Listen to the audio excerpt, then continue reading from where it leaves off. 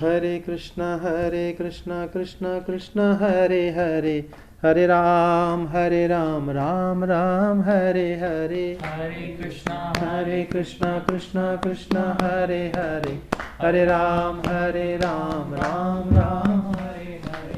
हरे कृष्णा कृष्णा कृष्णा हरे हरे, हरे राम राम राम हरे हरे। हरे कृष्णा कृष्णा कृष्णा हरे हरे, हरे राम राम राम हरे हरे। हरे कृष्णा कृष्णा कृष्णा हरे हरे, हरे राम राम राम हरे हरे।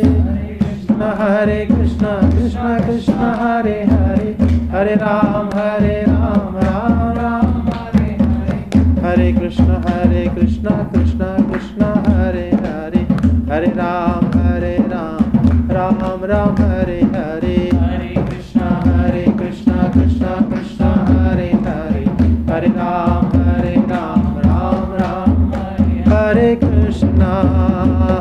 कृष्णा कृष्णा कृष्णा हरे हरे, हरे राम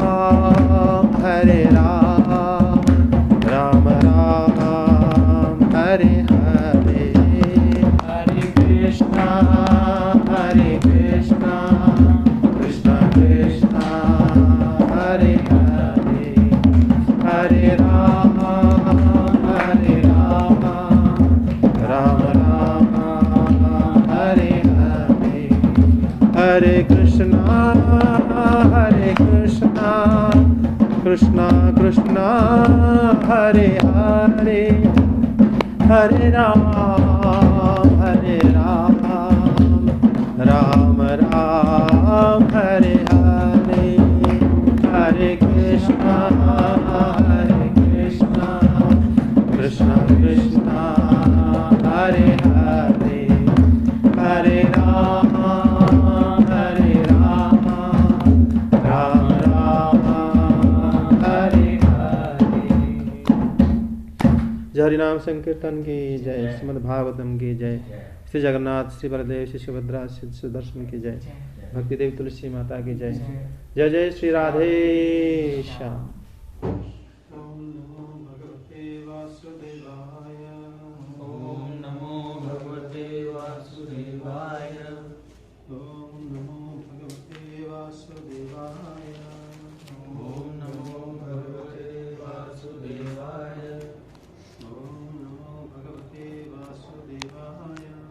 ओम नमो भगवते वासुदेवाय। प्रथम स्कंद 11वां अध्याय, श्लोक संख्या 14 तक हो गया सर। 14, 15। हाँ 15वां श्लोक। घरों के प्रत्येक द्वार पर दही, अक्षत, फल, ईख, जल से भरे हुए कलश, उपहार की वस्तुएं और धूप दीप आदि सजा दिए गए थे। आगे। उदार शिरोमणि वसुदेव, अक्रूर, उग्रसेन, अद्भुत पराक्रमी बलराम, प्रद्युम्न, चारुदेशन और जाम्बती नंदन सांब ने जब यह सुना कि हमारे प्रियतम भगवान श्री कृष्ण आ रहे हैं, तब उनके मन में इतना आनंद उमड़ा कि उन लोगों ने अपने सभी आवश्यक कार्य, सोना, बैठना और भोजन आदि छोड़ दिए। प्रेम के आवेग से उनका हृदय उछलने लगा। वे मंगल शगुन के लिए एक गजराज को आगे करके स्वसत्ययन पाठ करते हुए और मांगलिक सामग्रियों से सुसज्जित ब्राह्मणों को साथ लेकर चले। शंख और तुरही आदि बाजे बजने लगे और वेद ध्वनि होने लगी। वे सब हर्षित होकर रथों पर सवार हुए और बड़ी आदर बुद्धि से भगवान की अगवानी करने चले। ये जो श्लोक में बताया गया कि प्रत्येक गृहों के द्वार पर दधि, अक्षत, फल, ईख और जो धूप दीपक ही धूप दीप आदि पूजा की सामग्री सजाकर रख दी गई थी। ऐसे द्वारका नगरी में भगवान प्रवेश करे, पुरी में प्रवेशात। जब भगवान प्रवेश करे तो ये हर एक घर में उनको पाया हुआ मिला। जैसे प्रत्येक घरों में दधि, अक्षत, फल, आदि जो हम लोग आजकल तो कलयुग में बहुत कम देखने को मिलता है कि घरों में ये सारे मंगल द्रव्य जो है श्री भगवान को पूजा के लिए यूज किया जाता है। लेकिन द्वारका नगरी में जब श्री भगवान प्रवेश करते हैं इसमें सारे घरों में इस प्रकार अपूर्ण जल भरे कलश भी धूप दीप आदि पूजा की सामग्री जो है पहले से सजा कर रख दी गई थी। ऐसे लगता था कि वो लोग प्रत्यह ऐसा करते हैं, आज के दिन नहीं है। और जब भी श्री भगवान कभी भी प्रवेश करते हैं तो ऐसा ही उनको मिलता है। इस प्रकार वर्णन है। श्री कृष्ण के स्वागत के लिए ही इस प्रकार सारे सजावट उन्होंने करे। उसके आगे बताते हैं निशम्य प्रेष्ठ मायंतं वसुदेव महामना अक्रूर अश्च अग्रसेनस्य रामस्य अद्भुत विक्रम। उन्होंने जो श्री बलभद्र को यहाँ पर अद्भुत विक्रम कहा गया है और श्री बलराम जी स्वयं ईश्वर हैं, फिर भी जिस प्रकार यहाँ पर निशम्य प्रेष्ठ मायांतं वसुदेव, जैसे वसुदेव जी और आदि जो अक्रूर जी उग्रसेन जी, ये जब श्री भगवान को आते हुए समाचार सुने, वो सुनकर क्या करे थे ना, भगवान के पास जाने के लिए इच्छा व्यक्त करे थे। उसी प्रकार यहाँ पर श्री बलराम को कहा गया है कि बलराम भी सुने, लेकिन श्री बलराम के लिए यहाँ पर एक विशेषण यूज किया गया है, रामश्च अद्भुत विक्रम। जो राम या जो बलराम जी बड़े अद्भुत कार्य करते हैं वो भी श्री कृष्ण की आगमन की बात सुने। यहाँ पर जैसे आप अगर जैसे आगे आगे हम पढ़ेंगे या दूसरे जैसे चैतन्य चरितामृत और चैतन्य भागवत आदि ग्रंथ देखोगे तो आपको तब पता चलेगा कि श्री बलराम जो है श्री बलराम की ही स्वरूप है। भगवान जिस धाम में रहते हैं वो धाम ही श्री बलराम जी की एक रूप है। उसी धाम में जितने भी वस्तुएं हैं वो सारे श्री बलराम जी के स्वरूप माना जाता है। जहाँ जो यहाँ तक कि श्री भगवान के लिए जो छत्र पादुका माला वस्त्र आदि व्यवहार किया जाता है वो सारे श्री बलराम जी के स्वरूप माना जाता है। जैसे श्री लक्ष्मण भी जब श्री राम के साथ वन में गए, इसीलिए वो गए क्योंकि भगवान जहाँ भी बैठेंगे, जहाँ भी चलेंगे, जहाँ भी रहेंगे, वो समस्त क्रिया आदि श्री लक्ष्मण जी के बिना वो संभव नहीं हो पाता।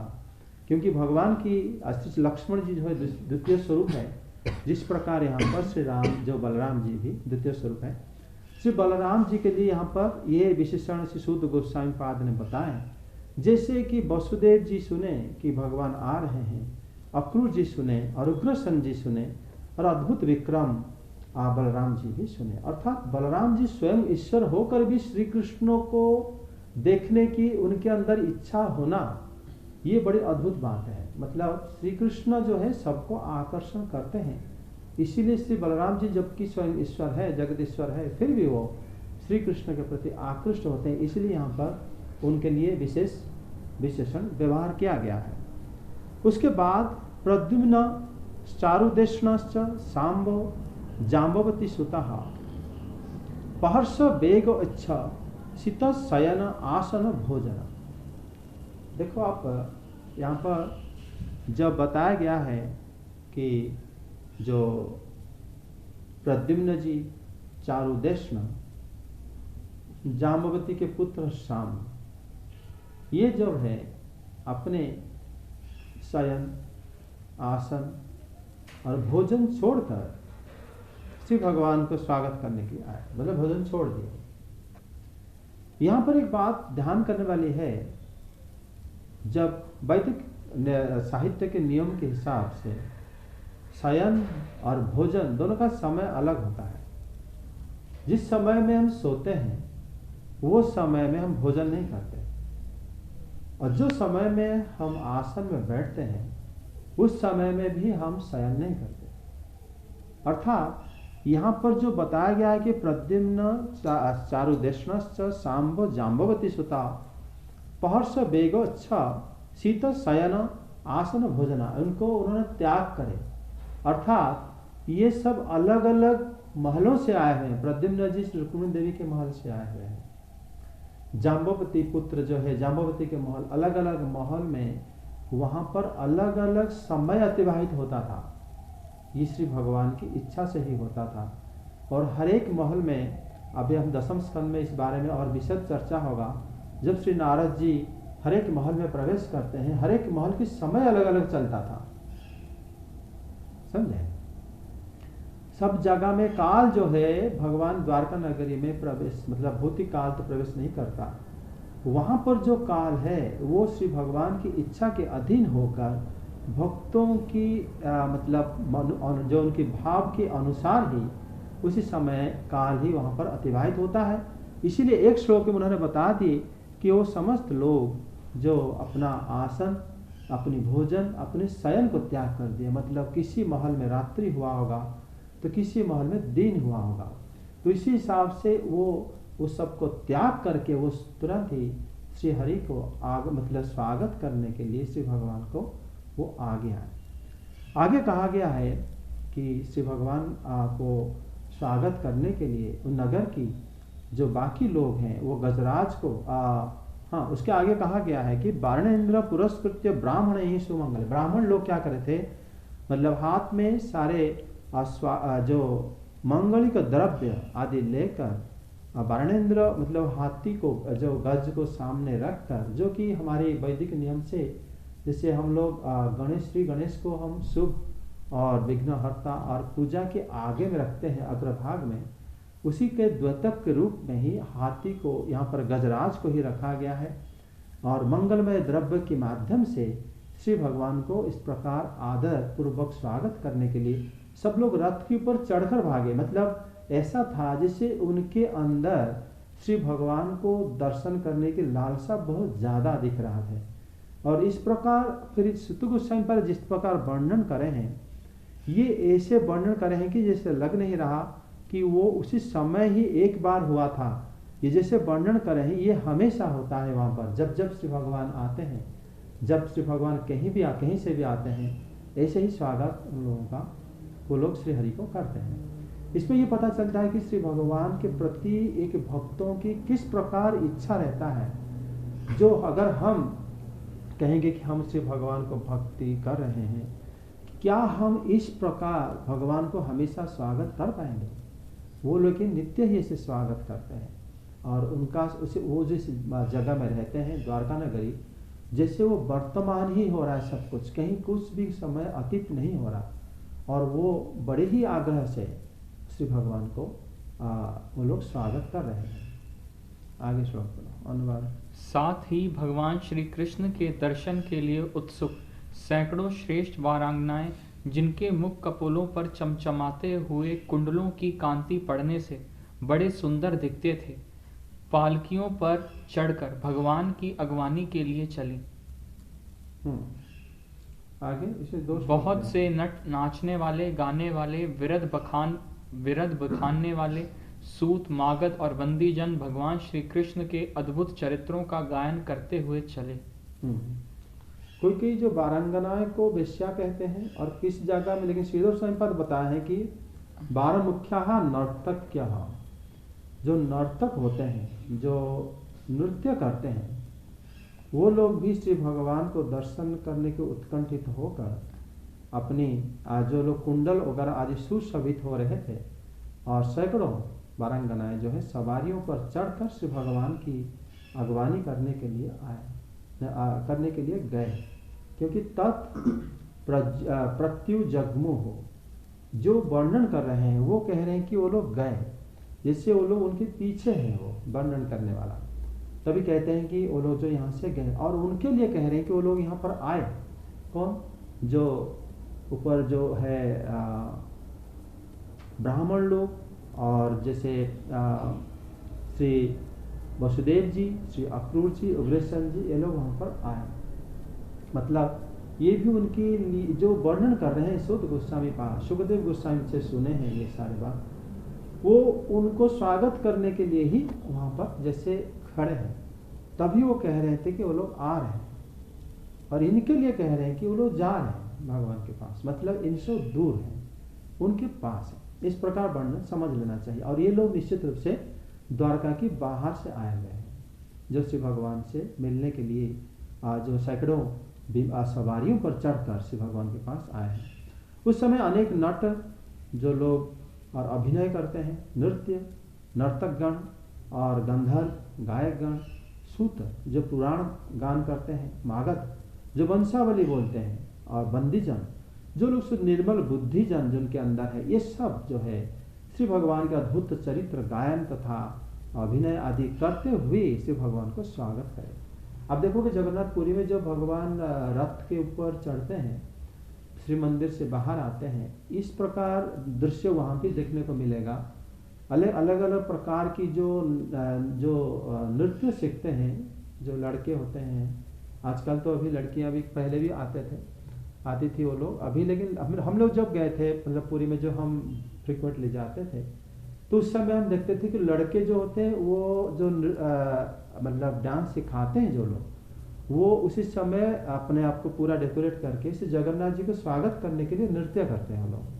कोई लोग अभिनय करते हैं, और कोई लोग वहाँ पर जो है बहुत सारे ब्राह्मण लोग खड़े होके कुछ मतलब मंत्र बोलते रहते हैं, हमें समझ में नहीं आता। कोई होते हैं उसके अंदर सूत, कोई होते हैं बंदीजन, कोई होते हैं मागध, वंशावली बोलते हैं, और वो सब जगन्नाथ जी को ही पता चलता है कि कौन क्या गा रहा है, हमें पता नहीं चलता। और उसके अंदर भी चामर, और उसके अंदर छत्र, और भगवान को पंखा करने वाले अलग अलग प्रकार के सेवक भगवान को जो है सेवा करते हैं। दृश्य बड़ा अद्भुत होता है उस समय भगवान की। इसी प्रकार श्री भगवान जब भी द्वारका नगर में प्रवेश करते हैं तो ऐसे ही हमेशा ही होता है। और यहाँ पर शुद्ध गोस्वामी पाद वर्णन करने के पीछे ये भाव है कि भक्त लोग कैसे लालायित रहते हैं भगवान की सेवा करने के लिए, ये इस वर्णन में ज्यादा अद्भुत रहता है।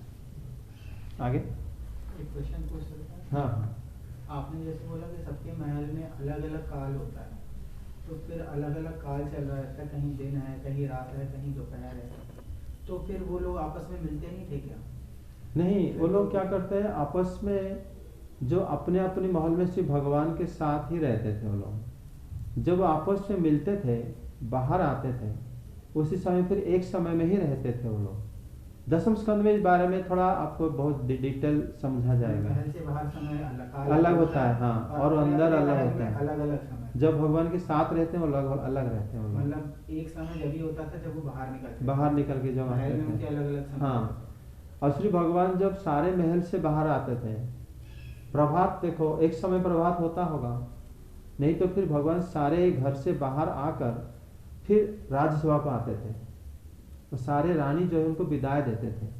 प्रभात एक समय ही होता था? निश्चित रूप से नहीं, तो एक समय में बाहर वो आते थे। लेकिन श्री नारद जब घूमने गए थे तो हर एक महल में अलग अलग उनको दृश्य दिखाई दिया था। तो ये कैसे संभव है कि प्रभात तो एक समय होती है और रात्रि अलग अलग समय पे होती है? नहीं, श्री भगवान जब एक समय में रहते हैं, भगवान इसी से पता चलता है जो भगवान है वो उनके काल उनके अधीन होता है। और वो जैसे आप देखोगे उपनिषद में वर्णन किया गया है, भगवान के अंदर जो है श्री भगवान में सारे विरोध भाव देखा जाता है, समझे, उनके लिए सब संभव है। मतलब वो खुद जैसे एक ब्रह्म पुराण में स्तुति करते हैं कि हे प्रभु, जो अगर हम लोग जैसे हम बाल देखते हैं, बाल को अगर हम 1000 भाग करते हैं, 1000 भाग को और 1000 भाग करते हुए उसके अंदर आत्मा उससे सूक्ष्म होता है, जीवात्मा, ठीक है। बोले प्रभु आप उनके अंदर, आत्मा के अंदर वास करते हो, ठीक है।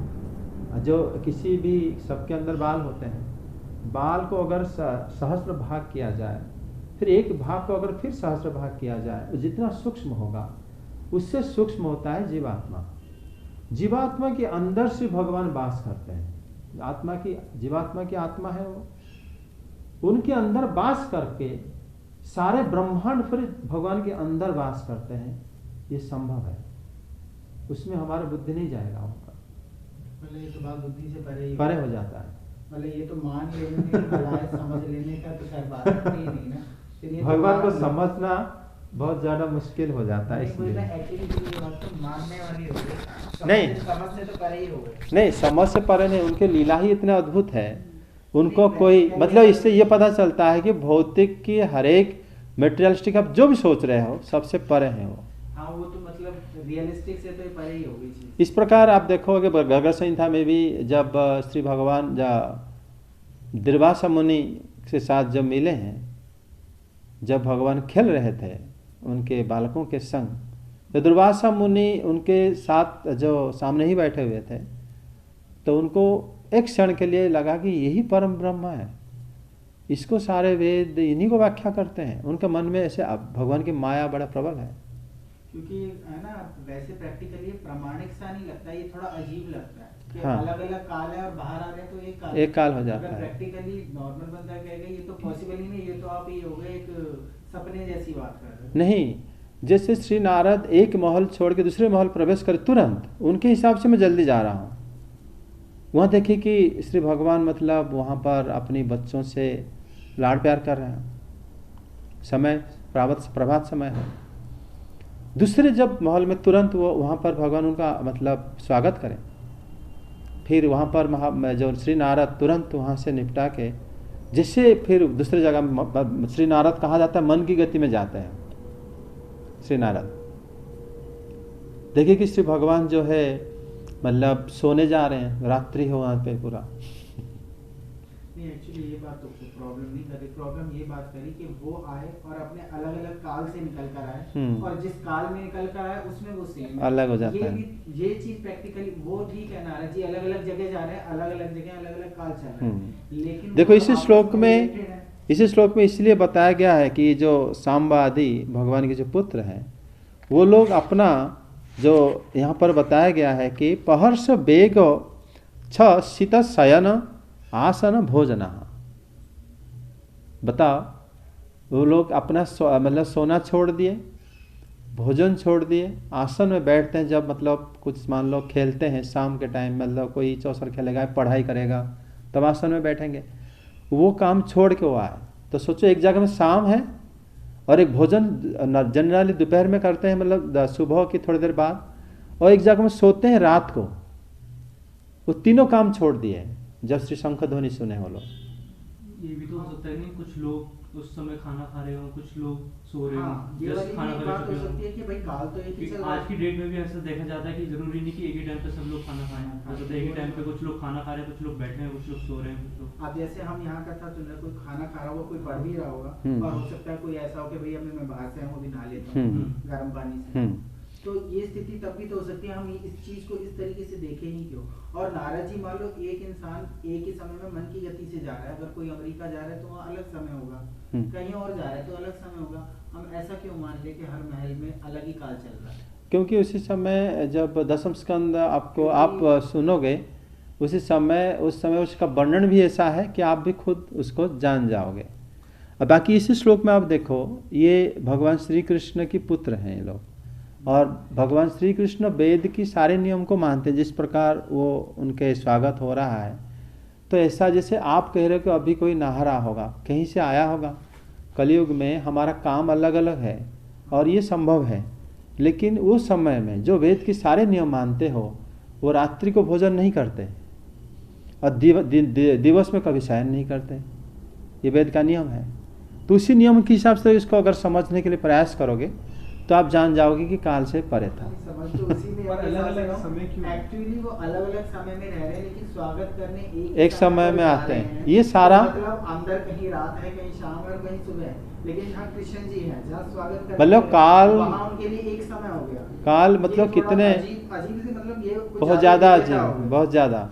और काल ऐसा रहता है वहाँ पर, इसलिए वहाँ पर इस तरह चीज़ को हम अपनी बुद्धि से श्री भगवान को समझना, इससे पता चल जाता है। आप देखोगे कोई कोई भक्त स्तुति करे हैं तो उसी से ये पता चलता है कि उनको हम अपनी बुद्धि से समझ तो नहीं सकते, लेकिन उनको हम प्रेम कर सकते हैं। और जब ये सब सुनते हैं उनके प्रति हमारा आश्चर्यमय जो रस है वृद्धि होता है, आश्चर्य भी लगता है और आनंद भी लगता है कि ऐसे हैं वो। तो अलग अलग समय रखने का मतलब यही रीजन है अलग अलग समय रखने का रीजन ये है, सारे भक्त भगवान को अलग अलग प्रकार की मतलब रस में एक समय पर चाहते हैं। समझे? कोई भक्त अगर चाह रहा होगा कि अभी मैं श्री हरि को भोजन देना मतलब खिलाना चाहता हूं, तो उस समय भोजन की समय ही होगा। भगवान ने तो सारे जो समय उसी समय मान लो कोई भक्त चाह रहे होंगे कि हम भगवान को अभी सुलाना चाहते हैं, तो उस समय वो वाला समय चलेगा। जहाँ पर चाहते होंगे कि हम श्री भगवान को अभी जल क्रीड़ा करेंगे, तो वही वाला समय चलता है। अगर श्री भक्तों की इच्छा के अधीन समय हो जाता है, मतलब दिन रात उन महलों के भक्तों के अकॉर्डिंगली चलता है। कि भाई अभी मेरा किससे स्नान ये पता कराने चलता को है मना कि श्री भगवान जो है भक्तों के अधीन है। जैसे नमस्कार में बोले हैं, अहम भक्त पराधीन, मैं भक्त के अधीन हूँ। भक्त मेरा मुझे जिस प्रकार चाहता है मैं उसी प्रकार ही रहता हूँ, मेरा कोई स्वाधीनता इच्छा है ही नहीं। आप देखो द्वारका नगरी में जो स्वागत हो रहा है, इस स्वागत से पता चलता है कि उन लोगों की, आप देखो और आगे मतलब अद्भुत मतलब तरीके से वो द्वारकावासी जो है स्वागत करते हैं भगवान को। ये सब इसलिए बताया जाता है कि श्रीमद् भागवतम होता है भक्तों की लीला और भक्त का भगवान के प्रति संबंध को बताता है, ये कैसे वो रहते हैं। आगे बहुत से नट, नाचने वाले, गाने वाले, विरत बखानने वाले, सूत मागध और बंदीजन भगवान श्री कृष्ण के अद्भुत चरित्रों का गायन करते हुए चले। भगवान श्री कृष्ण ने बंधु बांधवों, नागरिकों और सेवकों से उनकी योग्यता के अनुसार अलग अलग मिलकर सबका सम्मान किया। श्री भगवान देखो यहाँ पर अपनी बांधव, नागरिक, सेवकों, भगवान तत्र बंधु नाम। देखो भगवान हो के उनके बंधु कौन है? श्री भगवान के बंधु कौन हो सकते हैं? बंधु तो वो होगा जहां पर हम जिसके साथ कोई रिश्ता जोड़ते हैं। श्री भगवान बंधु नाम, फिर पुराण अनुवर्ती नाम, यथा विद्युपसंगम्य सर्वेषां मान मादय, सबको उन्होंने समादार किया, नागरिकों को, सेवकों को, अपनी बांधवों को। मतलब श्री भगवान जो है कभी भी वो अकेले नहीं रहते, समझे? जैसे अगर कोई सपोज अगर हम भौतिक जगत में सोचते हैं, जैसे कोई प्राइम मिनिस्टर भले अकेला हो सकता है, उनका तो अपना कोई नहीं होगा, लेकिन श्री भगवान कभी अकेले नहीं हो सकते। उनका जरूर संबंध जुड़ जाता है, लोगों का उनके साथ संबंध जुड़ जाता है। उस संबंध जुड़ने के पीछे लोगों का या हम लोग का अपना स्वभाव ही जुड़ा हुआ है। आप देखो, आप जिस प्रकार रहते हो, जागृत में, स्वप्न में, सुषुप्त में, आप किसी ना किसी को ढूंढते हो, आपका स्वभाव ऐसा है। किसी के साथ रहते हो और किसी के साथ ही आप अपना आनंद प्राप्त करने की जिज्ञासा करते हो। अगर आप रास्ते में जा रहे हो, हम देखते हैं कुछ कोई उल्टा सीधा कर रहा है, गलत कर दिया, हमें हंसी आ जाती है, आते कि नहीं? अगर हम खुद कभी एक गलत कर दिया, हम खुद में अपने आप को हंस पड़ते हैं। क्यों हंसते हैं? कभी आपने विचार किया? हमारे अंदर जो खुशी होता है तब हंसी आती है। क्यों हम लोग हंसते हैं?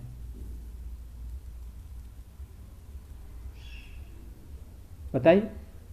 उस घटना की वजह से जो घटी है, जो घटना घटी है, आप जैसे कोई मान लो रास्ते में गिर गया, आप हंसोगे देख के पहले, हैं? अगर मान लो कोई ट्रैफिक पुलिस को बिना चकमा दे के छुप के चला गया, आप देख के हंस पड़ोगे। मतलब कोई भी आपके सामने अघटन घटता है, आप देख के हंस जाते, हंस पड़ते हो। हंसने के पीछे कारण है, आप अपने को पूरा परफेक्ट समझते हो, है ना? ये आदत हमारे अंदर है क्योंकि हम भगवान के अंश हैं। भगवान के जब उनके साथ हम जुड़ जाते हैं, जैसे ये लोग सब जुड़े हुए हैं, श्री भगवान यहाँ पर अपनी बंधव, अपनी नागरिक, अपनी सेवकों से यथा योग्य सबको समादर करे, आदर करे भगवान ने। ठीक, ये लोग सब श्री भगवान को आदर करते हैं, वो उनको आदर करें। देखो, उनके एक मिलन को हम लोग भागवत में पाठ कर रहे हैं हर एक श्लोक में। इससे ये पता चलता है कि श्री भगवान के साथ सिर्फ वो लोग नहीं जुड़े हुए थे, सब लोग जोड़ सकते हैं और जुड़े हुए हैं भी। हालांकि हम उसको भूले हुए हैं, हम भूल जाते हैं। अब देखो आगे बताया गया है किसी ने उनको सिर झुककर प्रणाम किया। 22वां श्लोक पढ़ा था ना, 22 का पढ़ो। किसी को सिर झुकाकर प्रणाम किया, किसी को वाणी से अभिवादन किया, किसी को हृदय से लगाया, किसी से हाथ मिलाया, किसी की ओर देखकर मुस्कुरा भर दिए, और किसी को केवल प्रेम भरी दृष्टि से देख लिया। जिसकी जो इच्छा थी उसे वही वरदान दिया। इस प्रकार चांडाल पर्यंत सबको संतुष्ट करके गुरुजन, सपत्निक ब्राह्मण और वृद्धों का तथा दूसरे लोगों का भी आशीर्वाद ग्रहण करते एवं बंदी जनों से विरुदावली सुनते हुए सबके साथ भगवान श्री कृष्ण ने नगर में प्रवेश किया। हाँ, इससे ही पता चलता है कि नगर के बाहर ही उनका स्वागत हुआ था। तभी तो यहाँ पर बताया गया है कि बंदी भी ही चौपुरी में आविशत, तब उन्होंने पुरी में प्रवेश करे। उसी के अंदर बाहर में सब लोग उनको, उसमें द्वारका नगर के सारे लोग उनको मतलब स्वागत करने के लिए आए। ये जो स्वागत होता है हम अपनी अंतःकरण में ही स्वागत करते हैं, अंदर से। जब अंतःकरण में जब इसे हम अध्ययन करते हैं तब भी हमें श्री भगवान को अपनी हृदय में स्वागत कर लेते हैं। इसमें जैसे ही उन्होंने देखो, भगवान किसी को सिर झुकाकर प्रणाम किए, किसी को उन्होंने अभिवादन किया, हाँ, किसी को आलिंगन किया, और फिर किसी को उन्होंने हाथ मिलाया, किसी को मुस्कुराया, और किसको उन्होंने जैसे चांडाल पर्यंत सबको उन्होंने मतलब प्रसन्न करे। श्री भगवान ने सबको कौन प्रसन्न कर सकता है? सबको वही प्रसन्न कर सकता है जो सबके स्वामी हो या जो सबके जानते हो, है ना। तो इससे पता चलता है कि भगवान के साथ जीवों का या हम लोगों का कैसे संबंध जुड़ सकता है या जुड़ना चाहिए। श्रीमद् भागवतम ये सब बात हमें बताता है। भगवान क्या करे ना, स्वयं अपने गुरुजनों, सपत्निक ब्राह्मणों और वृद्धों से आशीर्वाद प्राप्त करें। देखो, ये सब जो है संबंध श्री भगवान से जुड़े हुए हैं। वो लोग उनको मानते हैं कि हम उनको आशीर्वाद करेंगे।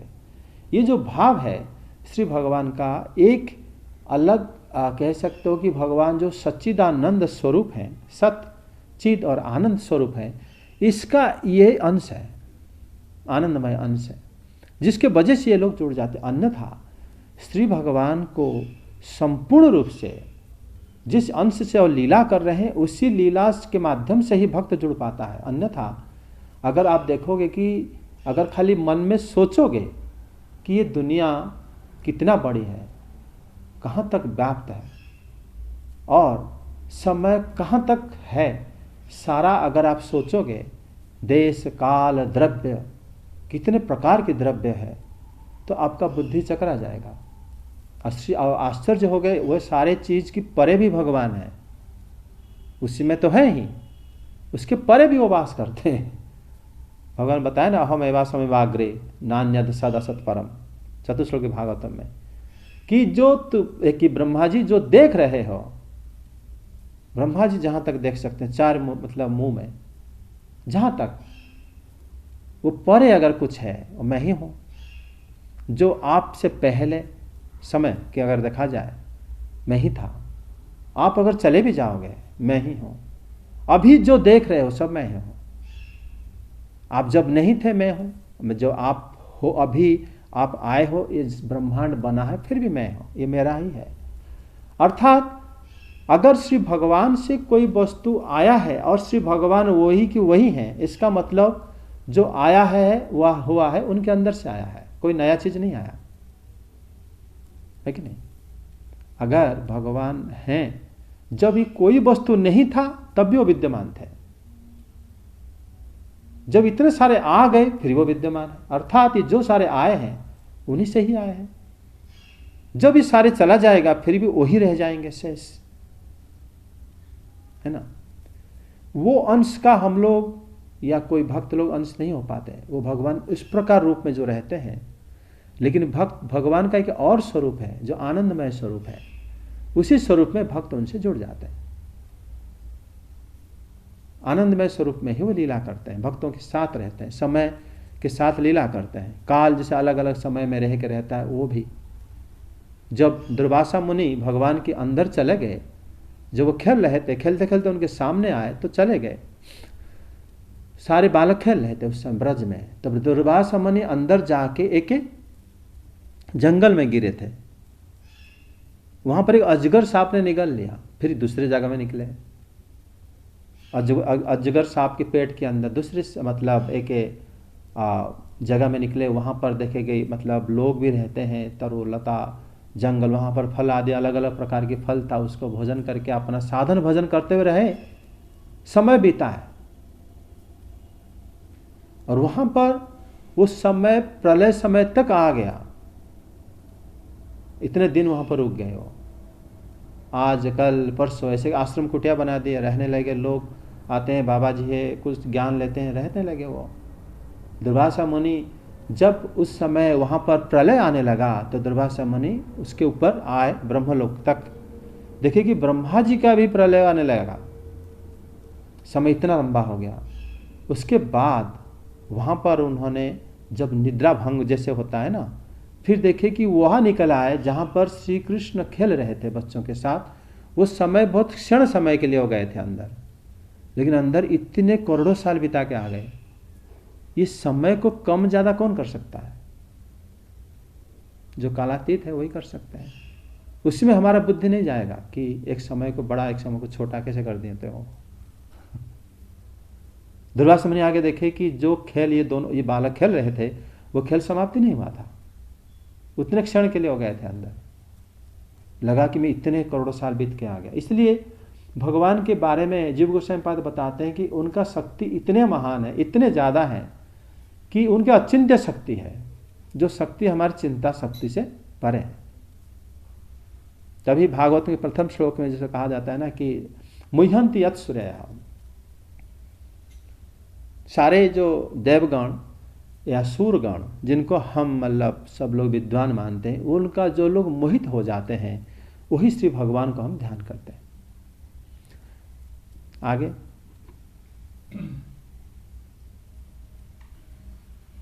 शौनक जी, जिस समय भगवान राजमार्ग से जा रहे थे, उस समय द्वारका की कुल कामिनियां भगवान के दर्शन को ही परमानंद मानकर अपनी अपनी अटारियों पर चढ़ गईं। देखो, जब कह रहे हैं कि राजमार्गं गते कृष्णो द्वारका है कुल स्त्रियां, वो जो द्वारका नगर की जो कुल स्त्रियां हैं, वो लोग क्या करे ना, अपने आप को उनके दर्शन को क्या करना, तदिक्षण महोत्सव, उनके दर्शन को महोत्सव मानते थे वो लोग। और वो लोग क्या करना ना, उनको दर्शन करने के लिए अट्टालिकाओं के ऊपर चढ़ गई, क्योंकि रोड में भीड़ है तो ऊपर से देखेंगे भगवान को, तो वो लोग उनको देखने को ही महोत्सव मानते हैं। आप जानते हो, जब जगन्नाथ जी को बुखार आता है, उसके बाद वो जगते हैं, उसके बाद रथ यात्रा होता है। जिस दिन जगते हैं, जिस दिन उनका दर्शन सबके लिए खोला जाता है, उस दिन को जानते हो क्या कहा जाता है? नेत्र उत्सव। जैसे यहाँ पर बताएं कि तदिक्षण महोत्सव, और पूरी नगर पूरी शहर के सारे पुजारियों की स्त्रियां सब उस दिन पूरा भीड़ लगाते मंदिर जगन्नाथ जी को देखने के लिए उसी दिन वो, क्योंकि उससे पहले 15 दिन बंद रहते हैं, किसी को दर्शन नहीं देते, तभी वो लोग जाते हैं। यहाँ पर देखो, वो लोग उनको दर्शन करने के लिए जिसको जो जैसा भाव है उसी भाव से दर्शन करेगा भगवान को। वो सब क्या ना अट्टारिका ऊपर चढ़ गए और वो वहाँ से वो लोग श्री भगवान को दर्शन करने के लिए गए। वो लोग इसलिए गए कि वो मानते थे कि उनको दर्शन करना एक महोत्सव है, उत्सव है, एक फेस्टिवल है, भगवान को इस प्रकार दर्शन करना क्यों आते हुए।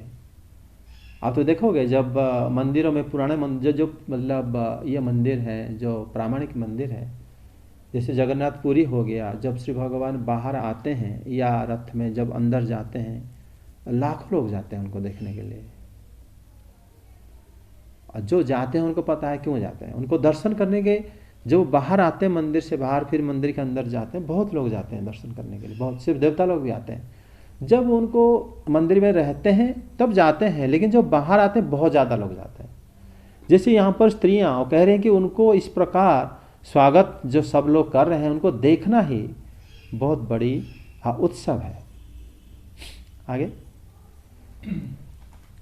भगवान का वक्षस्थल मूर्तिमान सौंदर्य लक्ष्मी का निवास स्थान है। उनका मुखारविंद नेत्रों के द्वारा पान करने के लिए सौंदर्य सुधा से भरा हुआ पात्र है। उनकी भुजाएं लोकपालों को भी शक्ति देने वाली हैं। उनके चरण कमल भक्त परमहंसों के आश्रय हैं। उनके अंग अंग शोभा के धाम हैं। भगवान की इस छवि को द्वारकावासी नित्य निरंतर निहारते रहते हैं, फिर भी अपनी आंखें एक क्षण के लिए भी तृप्त नहीं होती।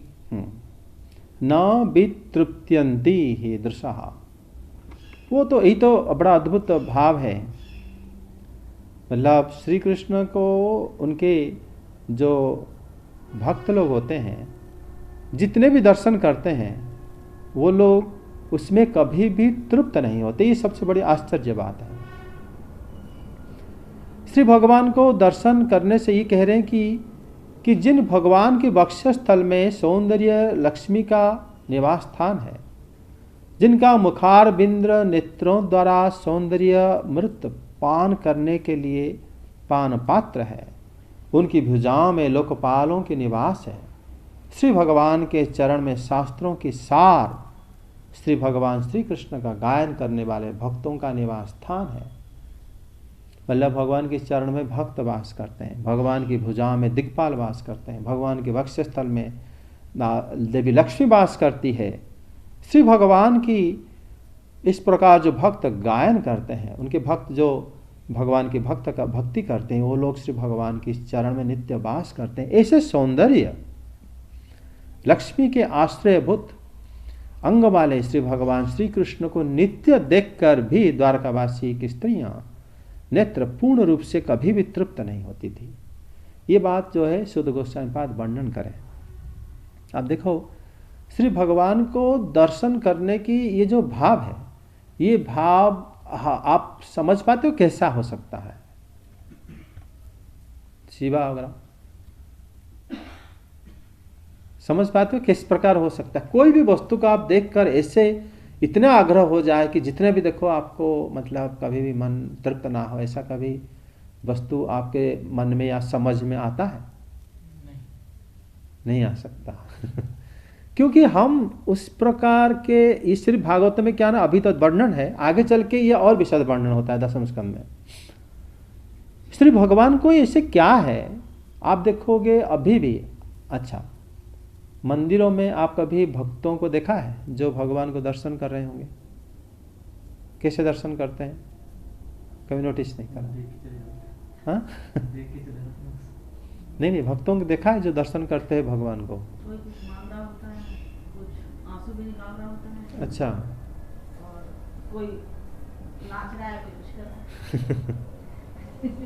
बहुत से अपने नहीं, भक्तों को आप कभी देखोगे अगर वो इस प्रकार हाल में भक्त रहते हैं, अतृप्त। हो गया और एक हो गया भक्त। हाँ, दर्शन करे और चले, एक हो गया भक्त। आप किस तरीके से पूछ लो कि जैसे मंदिर कोई गया बस होकर आ गया, वो भक्त या फिर जो भाव विभोर होकर देख रहा है उसका? हाँ, भाव विभोर भक्त कभी आपने देखा है? के भक्त तो दिखते ही नहीं। हाँ, तो हमें पता कैसे है और वो ये उस तरीके से देख रहे हैं? हाँ, किस नजर से देख रहा है, और वो भक्त है भी या बस वो देख ही रहा है, बस चला जाएगा। जो कि तो जैसे सिर्फ अपनी अपने आदत है। आप को देख सकते हैं कि हम किस तो नजरिए ये से तो देख बड़ा रहे हैं। मुश्किल है ये पता लगाना कि कोई भक्त है भी आज के टाइम में। भक्त तो है। भक्त तो है, बस ये है। पहचानना मुश्किल है। आप देखो ब्रज में श्री बांके बिहारी जी को आपने कभी गए हैं दर्शन करने? जी, बड़ा मुश्किल होता है। हमने तो दर्शन कब करे, धक्के ज्यादा करे। अच्छा। दूर से दर्शन हुए, पास से तो पास नहीं भीड़ गए, बहुत होती है। बहुत बहुत होती है। भीड़ के साथ ही जाते हैं, भीड़ के साथ ही दर्शन कब करना है, ऐसा लगता है कलेश कट गया, बस हो गया था। अच्छा। हमें तो यही लगता है। आप कभी सोचा है आप वहां पर क्यों गए थे? नहीं, हम तो दर्शन ही करने गए थे। दर्शन करने गए थे। आप देखो बगल में भी मतलब यहाँ तो भगवती योग माया के मंदिर, जैसे बगल में भी आप देखोगे वहाँ पर आगे रोड साइड में भी बहुत सारे मंदिर हैं। कभी वहाँ दर्शन करने की प्रयास किया? नहीं किया। हम तो मतलब जैसे हम तो इसी मंदिर में जाते हैं। प्रसिद्ध मंदिर, और मंदिर में दर्शन करने में जाते हैं। जैसे कोई बड़े मंदिर है आप बाहर, मंदिर है, उनके दर्शन करने हैं। फेमस किस तरह फेमस होना चाहिए?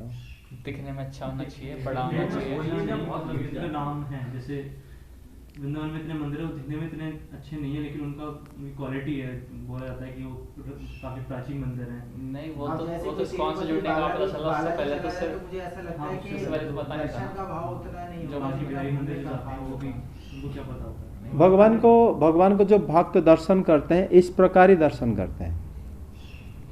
और वो लोग जब दर्शन करते हैं, जैसे बांके बिहारी आप देखोगे, और जैसे आप जीव गोस्वामी पाद की मंदिर है, राधा गोपीनाथ है। अभी तो ये राधा गोविंद जी तो ब्रज में नहीं रह रहे हैं, वो जयपुर चले गए।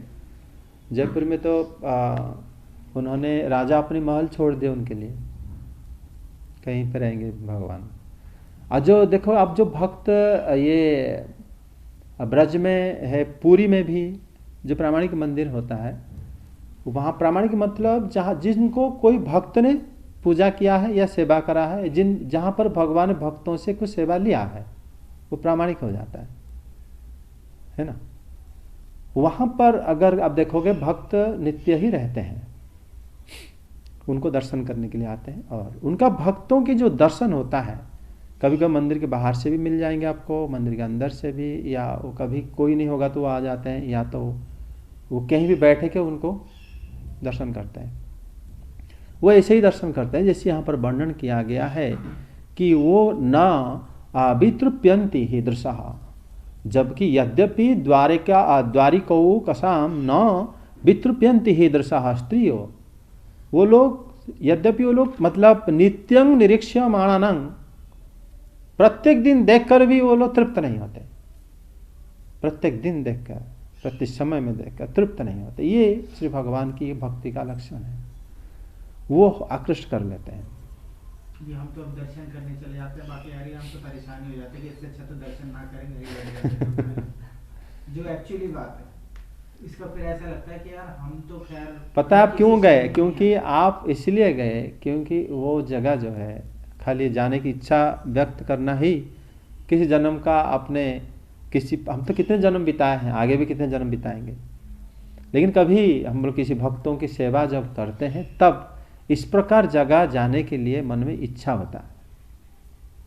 आप कहा कि मैंने आपने कुछ नहीं देखा, अपने आ गए, लेकिन आप अज्ञात भाव में भी आप भगवान के पास जाके आ गए, ये भाव होता है। बाकी रहा अन्य अन्य जगह में जो भगवान की जो विग्रह स्थापना कर देते हैं कोई भी, क्या वो भगवत विग्रह हम दर्शन करने जाना चाहिए, नहीं जाना चाहिए, पूजा होनी चाहिए, नहीं होना चाहिए, बहुत सारे प्रश्न वैदिक साहित्य में उठता है।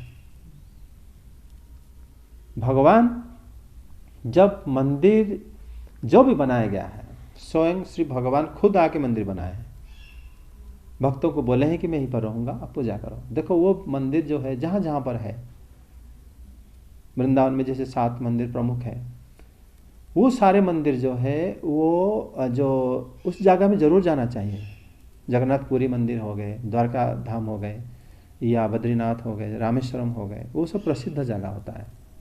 वो जगह हमेशा हर युग में हर समय में रहता है, वो कभी कुछ नहीं होता। ब्रज में जैसे भगवान जो कहते हैं ना, यही 6 गोस्वामी जब ब्रज कैलावास, राधा कृष्ण नित्य लीला करीला प्रकाश। जब ये 6 गोस्वामी ब्रज में रहे तो श्री राधा रानी और श्री कृष्ण वहाँ पर नित्य लीला करने लगे, और उन गोस्वामियों के पास ही भगवान अन्य अन्य रूपों में आकर, और देखोगे सारे जैसे श्री गोविंद जी के आप देखोगे दर्शन करोगे अलग दिखते हैं, बांके बिहारी जी आप देखो जो निधिवन से आए हैं वो अलग दिखते हैं, स्वरूप अलग है। और देखो श्री गोपीनाथ को देखोगे वो अलग दिखेंगे, श्री दामोदर को देखोगे वो अलग। तो इस प्रकार सारे गोस्वामी के जो उपास्य हैं अलग अलग क्यों हैं, इसमें कभी आपने नोटिस किया है? भाव में उनको पसंद करते उनके वो लोग, वो गोस्वामी लोग उनको उसी भाव में ही दर्शन करते हैं, ठीक है। और श्री कृष्ण जैसे आगे इसी अध्याय में आगे आएगा, सब प्रत्येक उनकी जितने भी स्त्रियां हैं, जितने द्वारकावासी हैं, सब उनको अलग अलग स्वरूप में जितना भाव उतना रूप उनका है। ऐसा जरूरी नहीं कि आपको जो दिखाई दिए उनको वो दिखाई देंगे, नहीं दिखाई देंगे, समझे कि नहीं? अच्छा, आगे फिर इसके ऊपर बहुत सारे प्रश्न क्योंकि इसी में आता है। जैसे कोई कहेगा कि जो फोटो हम लोग खींच लेते हैं मोबाइल में, क्या ये भगवान की फोटो है? क्योंकि फोटो तो तब खींचेगा जब लाइट वहां से जाके वापस आएगा, जो श्री विग्रह है उनसे तो लाइट, अगर श्री भगवान है उनसे तो फोटो खींचना नहीं चाहिए या खींचा नहीं जा सकता। लेकिन हम लोग हर जगह मोबाइल में फोटो हम सेंड कर देते हैं, पूरा सब टीवी में ये आ जाता है, क्या लाइव प्रोग्राम आता है, भगवान है ये। इसी के ऊपर क्या भक्त जो है क्या उन्हीं को उस स्वरूप में उनको दर्शन कर पाते हैं, ये बहुत बड़ा प्रश्न है। क्योंकि भगवान चतुश्लोक भागवत में द्वितीय श्लोक में बताते हैं कि ऋते अर्थ यत प्रतीयते न प्रतीयते चात्मनि, जो मैं नहीं हूं अगर तुम्हें वो दिखता है वो मेरी माया समझ लेना। मेरी माया का अर्थ अगर वो श्री भगवान है, क्या आप उनको दर्शन करने के बाद आपके सारे क्लेश दुख मिट गया? नहीं मिटा। आपने गए श्री भगवान को दर्शन करें और आपका कोई भी दुख नहीं मिटा, तो कैसे हो सकता है कि वो भगवान है, या कैसे हो सकते आपका दुख है? ये सब बहुत प्रश्न जो है भागवतों के माध्यम से आपका धीरे धीरे क्लियर हो जाएगा। समझे कि नहीं? मतलब हम क्या प्रॉपर दर्शन कर पा रहे हैं? क्या हम सही मायने में श्री मंदिर जाके, या जो मंदिर बन रहा है क्या मंदिर बनना इस प्रकार चाहिए या नहीं चाहिए?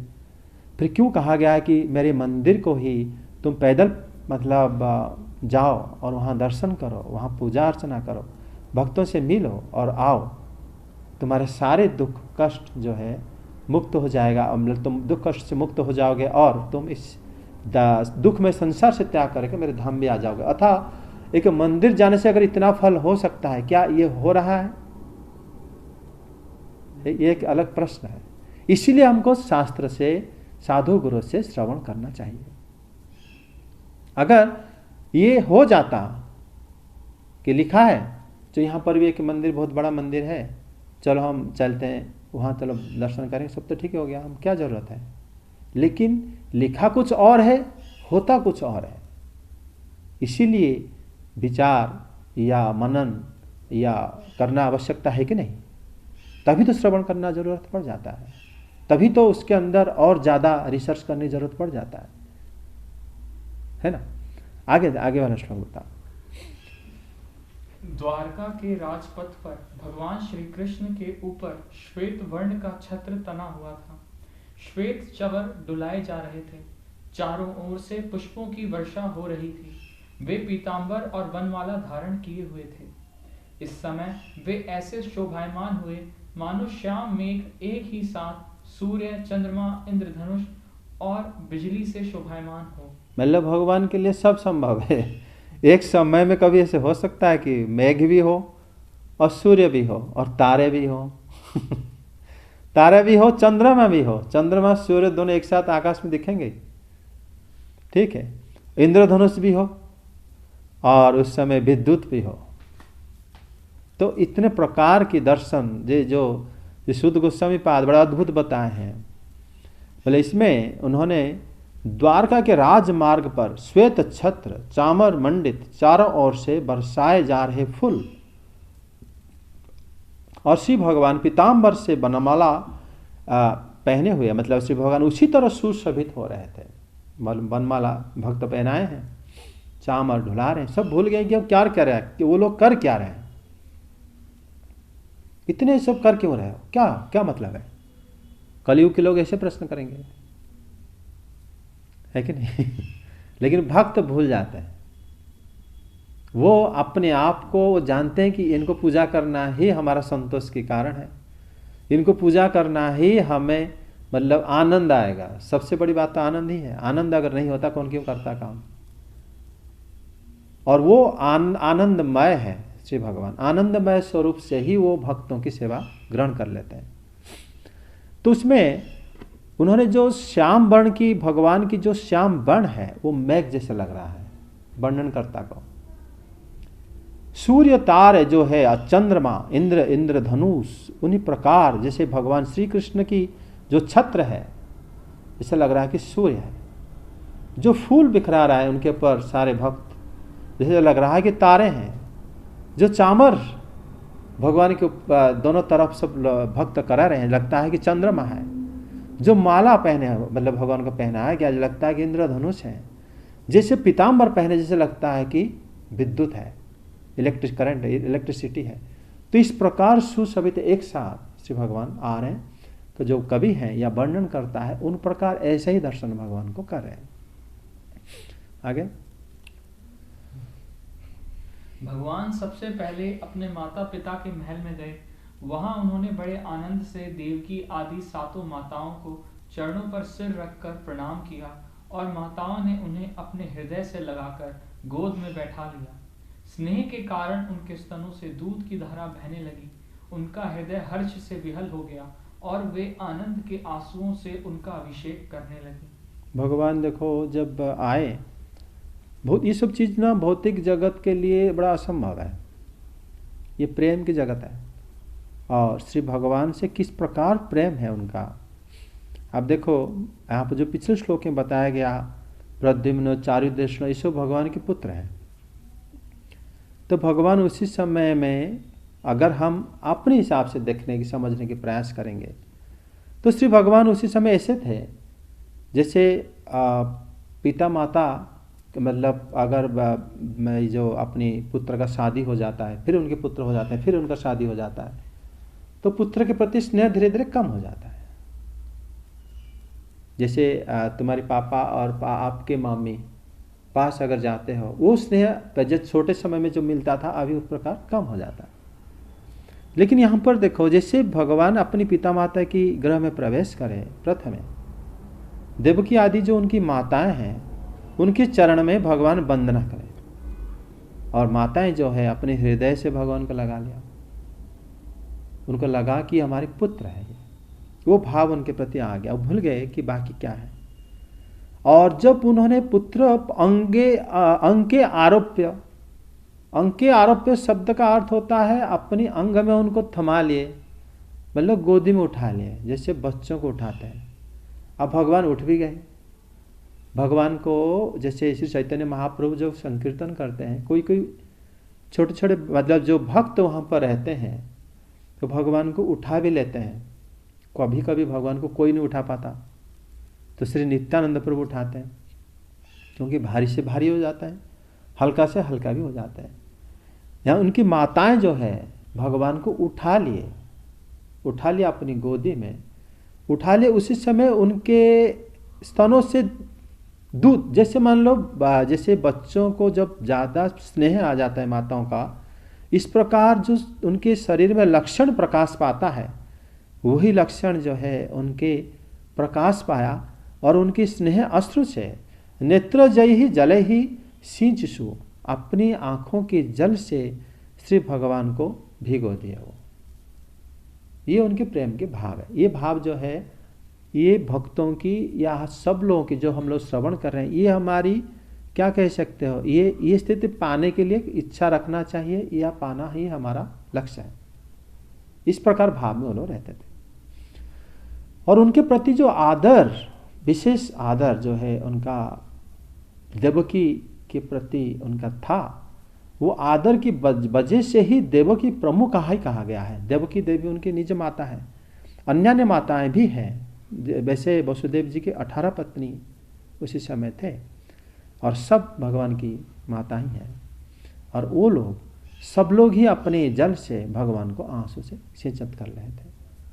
तो यहाँ पर हम ये बात को विचार करना चाहिए कि भक्त भगवान के साथ कैसे जुड़ता है। आगे माताओं से आज्ञा लेकर वे अपने समस्त भोग सामग्रियों से संपन्न सर्वश्रेष्ठ भवन में गए। उसमें 16,000 पत्नियों के अलग अलग महल थे। उसके बाद सर्व काम अनुत्तमम, भगवान जो है अथा सर्व काम अनुत्तमम स्वभवनं अविशत, अपने भवन को भगवान प्रवेश करें।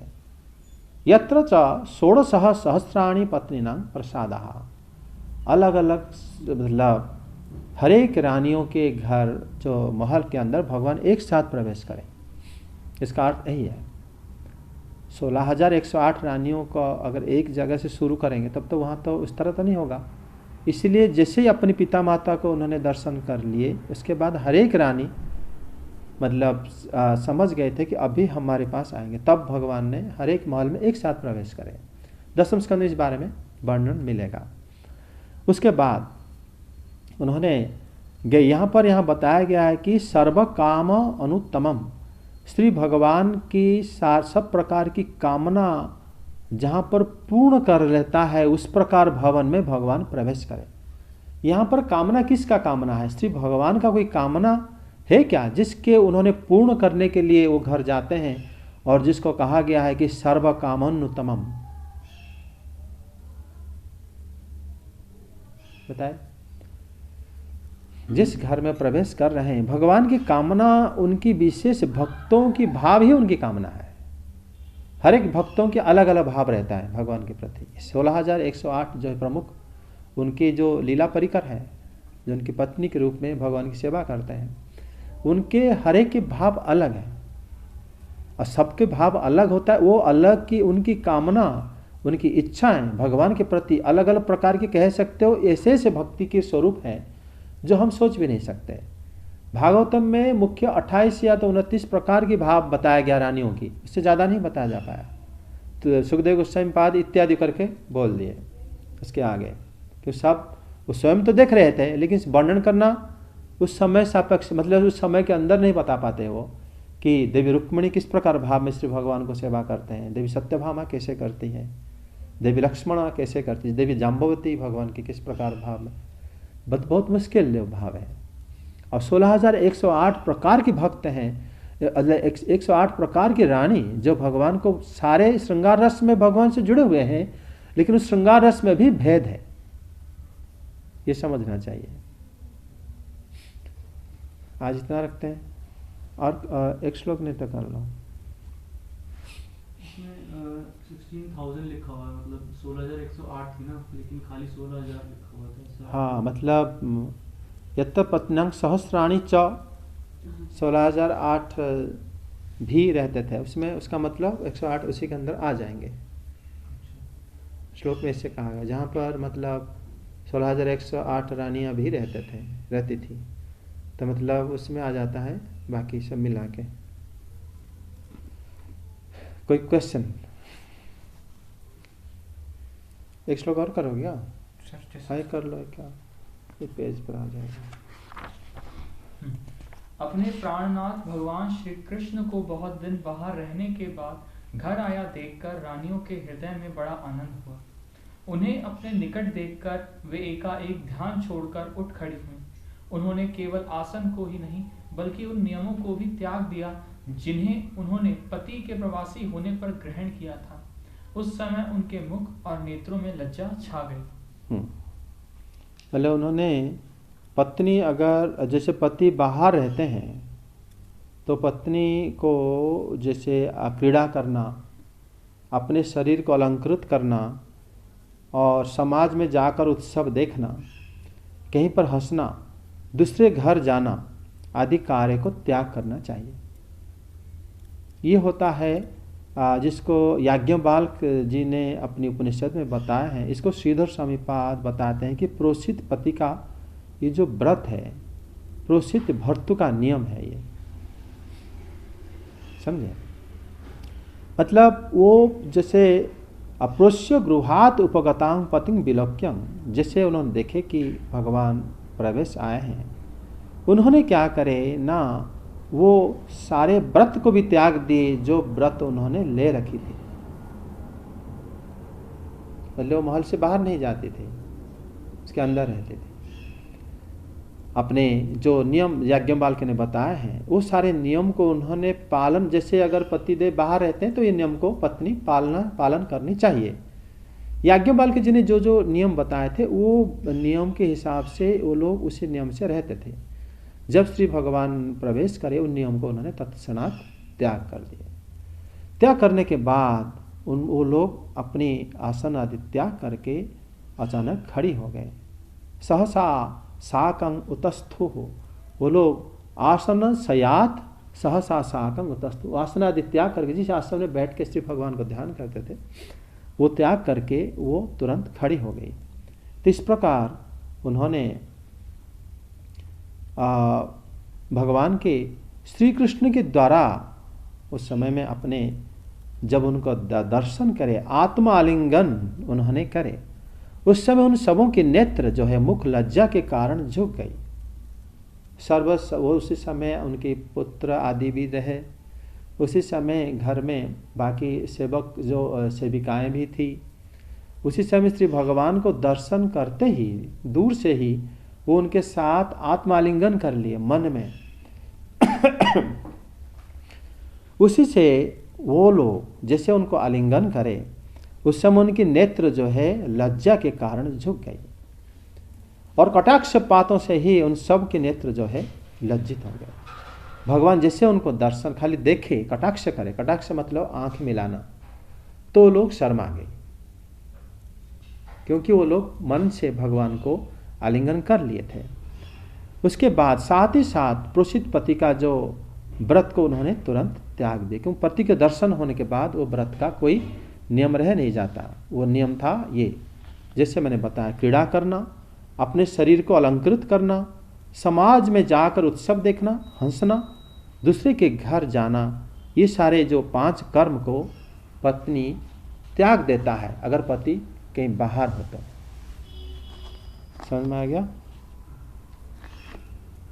श्री भगवान की ऐसे ही उनके भक्तों के साथ लीला, इसको खाली श्रवण करने से ही सब प्रकार के अंदर की कलमश दूर हो जाता है, तभी हम भगवान की प्रति उनके समझने की फिर बुद्धि अंतःकरण में विवेक आदि सृष्टि हो जाता है।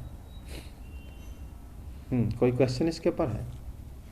अगर जैसे भागवतम हम श्रवण कर रहे हैं, अगर हम खाली इसे श्रवण ही करें और इसमें हम कुछ डाउट्स ना पूछें या फिर जितना हमें ठीक लगे हम उतना पूछें, तो वो भी लाभदायक होता है या फिर मतलब वो भी ठीक है भक्ति में प्रोग्रेस करने के लिए, या फिर हमें नहीं, मतलब सही में हमें हर चीज़ को पूछना जरूरी है? जैसे अभी अभी हम देख रहे थे कि बहुत प्रकार की मन में, जैसे भागवतम की आप देखो द्वितीय श्लोक में जैसे कहा गया है ना कि परम निर्मत शरणम सताम वेद्यं वास्तव मत्र वस्तु शिवदम तापत्रय उन्मलनम। श्रीमद् भागवत श्रवण करके ही आपका 3 प्रकार की जो ताप है तत्क्षणात चला जाता है। क्या आपका उस प्रकार गया है? वो तो पूरी श्रवण करेंगे जभी। पूरी नहीं, एक श्लोक आधे श्लोक से वो भाव दिखाएगा। इच्छा करने के मात्र से कृष्ण आपके हृदय में आ जाएंगे, अब सुनने तो दूर की बात है, उसके बाद आप सुनने जाओगे। तो फिर किस प्रकार आप कहोगे कि हम भागवतम श्रवण कैसे करें, है ना? देखा जाता है कि बहुत लोग भागवत श्रवण कर रहे हैं लेकिन अपनी त्रिताप से नहीं जा पा रहे हैं, उठ नहीं पा रहे हैं। या तो शारीरिक कष्ट है, मन में कष्ट है, और क्या कहते हैं, दूसरों से कष्ट है, आदि दैविक आदि भौतिक आध्यात्मिक कष्ट है। लेकिन हम जो डेली हम जो श्लोक पहले पाठ करते हैं उसी में बताया गया है कि 3 प्रकार के कष्ट नहीं रहना चाहिए। धर्म प्रोजितो कैतवत्र परम निर्मत शरणम सताम। परम निर्मत शरण सता मतलब जो ये सब प्रकार की, अगर किसी भी प्रकार की आपका किसी भी प्रकार की इच्छा मन में है तब आप श्रीमद् भागवतम नहीं सुन पाओगे। किसी प्रकार की भौतिक इच्छा मन में नहीं सुन पाओगे। अगर इच्छा नहीं है, वेद्यम वास्तवमत्र वस्तु शिवदम तापोत्रय मनमलनम, ये आप जानोगे, जैसे ही आप जानने लगोगे आपको किसी भी प्रकार की ताप आपको सता नहीं सकता। कहने का मतलब है कि 3 प्रकार के जो ताप हैं वो अपना काम करेंगे ही, लेकिन हमें उससे ज़्यादा परेशानी नहीं होगी। नहीं, मतलब आप कह रहे हैं श्रवण हम कैसे करना चाहिए? श्रवण ऐसे करना चाहिए, श्रवण कर, फिर आगे बताते हैं ना वो कि सत्य हृदय वरुद्ध कृति भी शुश्रुभि तक्षणा। अगर तुमने सुनने की इच्छा किया, तुम्हारे हृदय में भगवान तुम्हारे हृदय में आके बैठ जाएंगे। इच्छा खाली करा तो तुम्हारे हृदय में किसी भी प्रकार की जो कष्ट नहीं आना चाहिए। अगर कोई प्रकार के कष्ट आ रहा है, तुम किस प्रकार भागवत श्रवण कर रहे हो? बताओ। नहीं, कष्ट तो आएंगे ही, अगर हम भगवत श्रवण कर रहे हैं तभी तो कष्ट आएंगे। नहीं आएंगे। फिर से क्या कहेंगे जो अभी फिर कर रहे हैं और कष्ट आ भी रहे हो हम? मतलब हम, इसलिए तो कहा जाता है कष्ट कि तो- तुम पढ़ रहे हो, कुछ हाँ, हो रहा है कुछ, हम्म, इसका मतलब तुम इसको सही रूप में जानने की इच्छा करोगे कि नहीं करोगे? हम्म, अब हम अगर जानने की इच्छा कर रहे हैं, हमें कुछ चीज़ हमें मिल गई, हमने जान ली, तो कैसे पता चलेगा कि हमने उसको सही जाना है या गलत जाना? उसका यही तो तरीका है। अगर आपका किसी भी प्रकार की ताप आपको सता नहीं पा रहा, इसका मतलब आप जान ले। लेकिन ऐसा देखा गया जितने भी भक्त लोग हैं उनको कहीं ना कहीं किसी ना किसी तरह से कहीं ना कहीं परेशानी मिलती थी। जैसे प्रभुपाद जी भी अगर अपना प्रचार करने गए थे तो उनको भी कई कष्टों का सामना करना पड़ा। तो ऐसा तो है नहीं उनके लिए बिल्कुल एक स्मूथ रास्ता बन गया जहाँ पे उन्होंने वो कष्ट, भक्तों की जो कष्ट आता है, दिखता है, वो वास्तव में उनको आया है या तुम्हें आया है? नहीं, हमें तो दिख रहा है ना कि उनको कष्ट आया है। नहीं, वही तो बात है। जिससे मान लो हम देख रहे हैं कोई किसी को कोई मार रहा है या कोई जल रहा है, तो हमें कष्ट हो रहा है, क्या रे इसको तो बहुत लग रहा है, क्योंकि हम अनुभव आ जाता है हमारे अनुभव में। क्या वास्तव में उनको कष्ट लग रहा है? हाँ, वही मैं कह रहा हूँ कि एक्चुअल में नहीं लगेगा, क्योंकि हाँ, अगर भागवतम में ये कहा गया है कोई अगर मेरे शरण में या मुझे खाली सुनने की इच्छा मात्र करा तो उसके हृदय में श्री कृष्ण वास करेंगे, तो उसको किस प्रकार कष्ट होगा?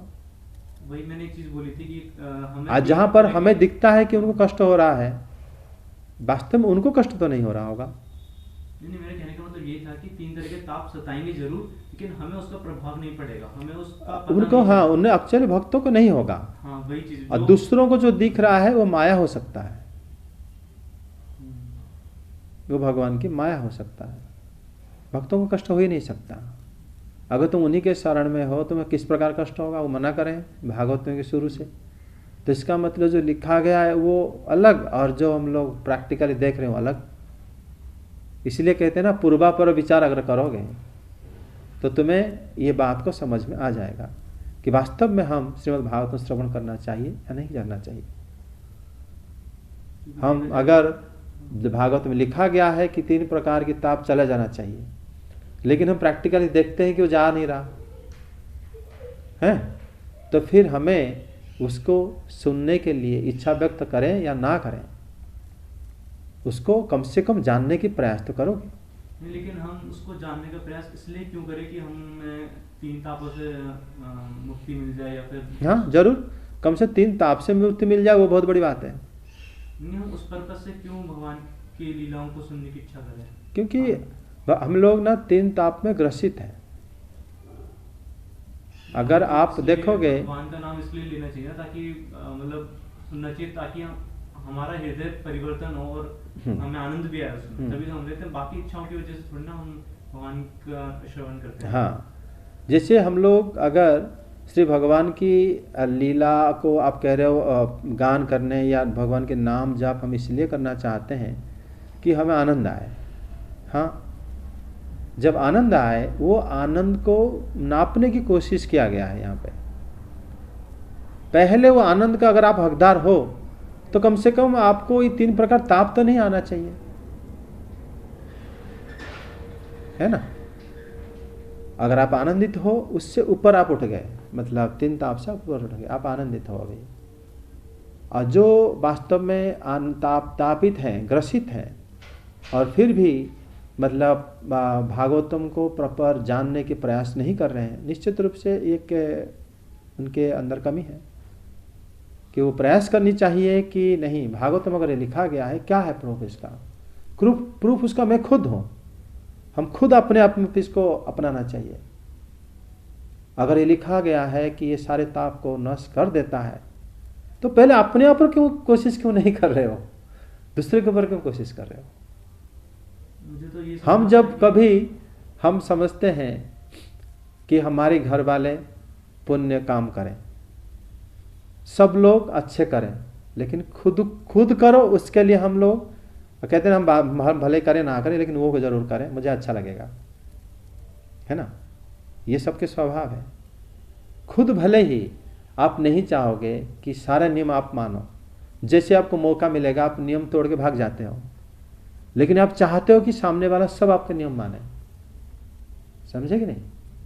आप जब मौका मिलता है आप सिग्नल क्रॉस कर जाते हो, लेकिन अगर कभी आप किसी और को देखोगे आप कहोगे ये गलत करा इन्होंने। आप दूसरों को चाहते हो कि सब माने, सारे धर्म के नियम सब कुछ करें, लेकिन मैं खुद ना करूं, है ना? हम भी आप मानते हैं कि हमारे घर वाले सब लोग अच्छे काम करें, लेकिन मुझे तो इंडिपेंडेंट फ्रीडम चाहिए, मैं जब मन करे करूं नहीं तो ना करूं, मुझे कुछ कहना नहीं। ये जो भाव है, हाँ, ये भाव जब हमारे अंदर आ जाता है तो फिर हम धर्म को नहीं ग्रहण कर पाते हैं। भागवत में अगर लिखा है आप लोग उसको मानो ना मानो, मैं पहले मैं खुद क्यों ना मानूं, मैं अपने ऊपर पहले खुद क्यों ना ट्राई करूं कि वास्तव में इसमें जो लिखा है सही या गलत है कि नहीं। अगर ये हमें वास्तव में, अगर ये जैसे बताया गया है ना कि अगर कोई सुनने की इच्छा करता है तो उसके हृदय में भगवान वास करेंगे, श्री कृष्ण तुरंत तत्क्षणात्। फिर अगर श्रीमद् भागवतम कोई सुनने की इच्छा करता है तो वो जैसे बताया गया ना कि तापत्रय उन्मूलनम, ये मंगलकारी है। शिवदम तापत्रय उन्मूलनम, ये कभी भी जो है किस प्रकार की ताप में ग्रसित होने नहीं देगा। और तीसरा मतलब धर्म प्रोजितो परम निर्मत साराणं सताम, कैतवत्र परम निर्मत साराणं सताम। इसको जो सुनने की या जानने की इच्छा करेगा उसका किसी भी प्रकार की कोई भी महत्वाकांक्षा उसके मन में कभी नहीं रहेगा। जो भागवतम को आदर दे के सुन रहा है या जानने के प्रयास कर रहा है, उसको अगर पूछोगे आपका प्लान क्या है, आप फ्यूचर में क्या करना चाहते हो, आपका अगर उसका कोई इच्छा नहीं रहा होगा, तब भागवतम वो अध्ययन या जानने के प्रयास कर सकता है। लेकिन वो स्टेज तो बहुत टाइम के बाद आएगी ना, जरूरी नहीं, पहले आएगी ना। ये पहला श्लोक में ये बताया गया है, आगे तो बाद की बात है। आप जो कह रहे हो बाद में आएगी, हरिनाम संकीर्तन से आनंद पाएगा वो। लेकिन यहाँ पर कलयुग में उल्टा होता है ना, हम पहले हरिनाम में आनंद मिल जाता है, लेकिन हम लोग तो ये स्टेज तो अभी तो दूर में आएगी। क्यों? ये स्टेज पहले आएगा, फिर आगे चल के हम श्री कृष्ण के नाम में, जैसे हम लोग अंतिम श्लोक भागवत में क्या पढ़ते हैं, नाम संग। तो यहाँ पर जैसे बताया गया है कि वेद्यम वास्तव मत्र वस्तु शिवदम तापत्र उन्मूलनम श्रीमद् भागवते महामणि कृते किंबा परेश्वर सद्य हृदय बरुध्यत्र कृति भी शुश्रुभि तक्षणा। सद्य हृदय बरुध्यत्र, सुन जस्ट अभी अभी तुमने इच्छा करा, तुम्हारे हृदय में तत्क्षणात् श्री कृष्ण आ जाएंगे। ये श्लोक का अर्थ है। बट भगवान तो ऑलरेडी हमारे हृदय में उसमें प्रकाशित नहीं है, वो सुप्त है। भगवान कहते हैं ना, मतलब मेरे पास मुझसे सब कुछ आया हुआ भगवत गीता में, लेकिन मैं उनमें नहीं हूं। यहां पर मैं उनमें हूं हो जाएगा। वो लोग मुझ में है लेकिन मैं उनमें नहीं हूं, लेकिन भक्त के हृदय में भगवान है हो जाएगा कि मैं उनके हृदय में हूं। कि अभी तो सबके हृदय में परमात्मा रूप में व्याप्त है। हम लोग परमात्मा के अंदर वास कर रहे हैं। अभी हमारे अंदर परमात्मा हमारे अंदर तब आएंगे जब हम भागवतम को सुनने की इच्छा व्यक्त करेंगे। तब जैसे कहते हैं ना, मतलब शुश्रुभि तत्क्षणात्, उस तुरंत उसके हृदय में भगवान जागृत हो जाते हैं। बिना जाने समझे कैसे इच्छा होगी किसी चीज की? बिना जाने समझे इसीलिए कहते हैं कि बहुत जन्म अगर हम लोग भागवत मतलब भक्तों की सेवा करा होगा, कितने जन्म बिताए हैं, तो फिर इसके प्रति हम तो पता नहीं, इसके प्रति कम से कम इच्छा जागृत होगा। क्यों? क्योंकि इच्छा के पीछे तुम देखो, एक जगह घूम के आ जाओ, अपने आप को प्रश्न करो क्या क्या इच्छा आज हुआ, अर्थात उसी जगह में आपका संबंध पहले किसी जन्म में रहा है। समझे कि नहीं? ये तो इच्छा क्यों होगा? तुम्हें वो वाली इच्छा हो, दूसरों को कुछ और इच्छा हुआ, सबको तो एक इच्छा नहीं हुआ। समझे कि नहीं? हम लोग लगभग सारे जगह में जन्म हो चुके हैं, सब लगभग। अगर इच्छा, साधारण इच्छा से हमारा संबंध जुड़ जाता है तो श्रीमद् भागवतम की सुनने की इच्छा ये कैसे नहीं जुड़ेगा? कितने भक्तों की सेवा करे होंगे तब जाके हमें इच्छा होगा। इच्छा होते ही तत्क्षणात् श्री कृष्ण हृदय परमात्मा हमारे हृदय में वास करेंगे, तब हम सारे ताप से उबर जाएंगे। तब फिर हम भगवान के बारे में सुनने में अच्छा लगेगा, उनके नाम लेने में अच्छा लगेगा, फिर तब हम आनंदित हो जाएंगे। अगर आज की स्टेज में अगर हमें पता चल जाए, जैसे आपने सब चीज़ें बताई, लेकिन हमारे अंदर इच्छा नहीं कर रही, लेकिन हमें पता है ये सब चीज़ें हमें करनी चाहिए, फिर साधु संग करना चाहिए।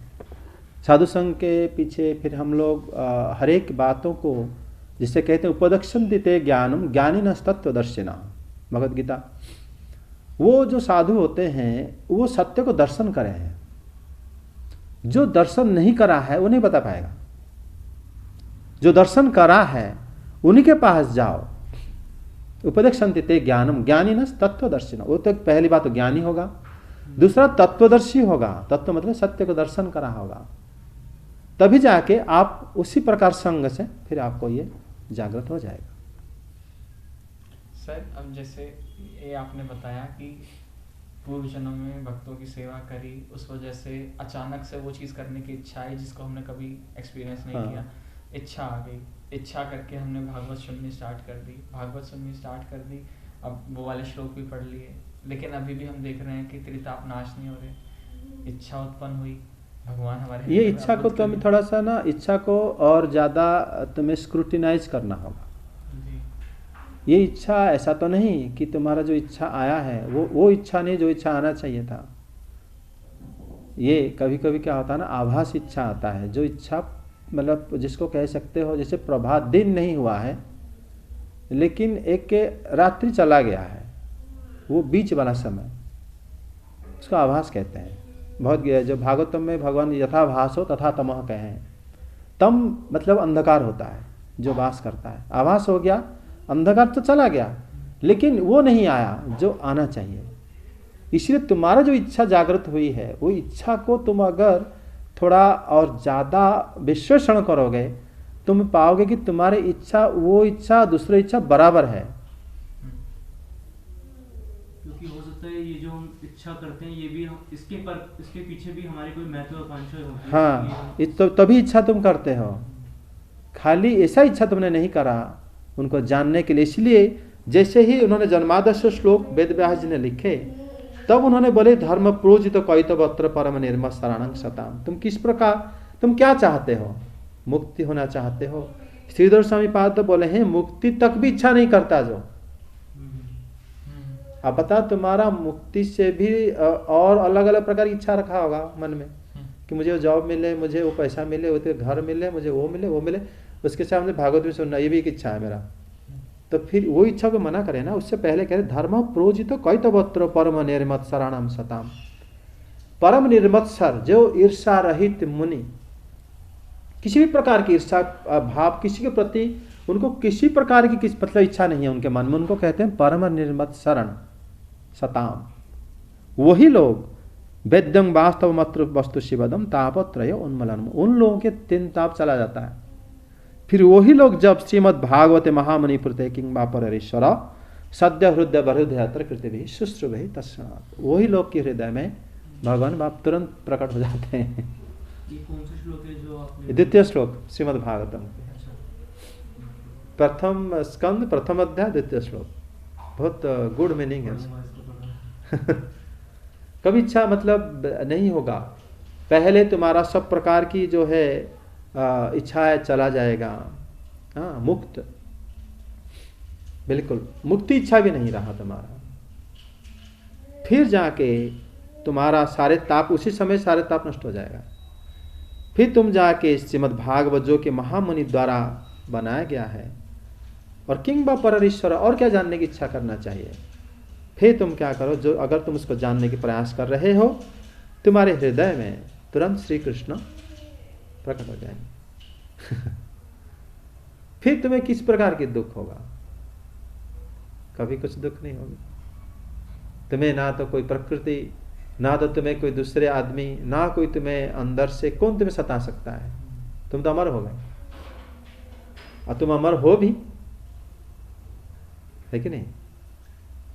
हम अपने आप को दूसरों के साथ संबंध जोड़ के बंधन मानते हैं ना, लेकिन हम तो हैं अमर। ये भाव उसके अंदर आ जाएगा और वो उससे जुड़ जाएगा भगवान से।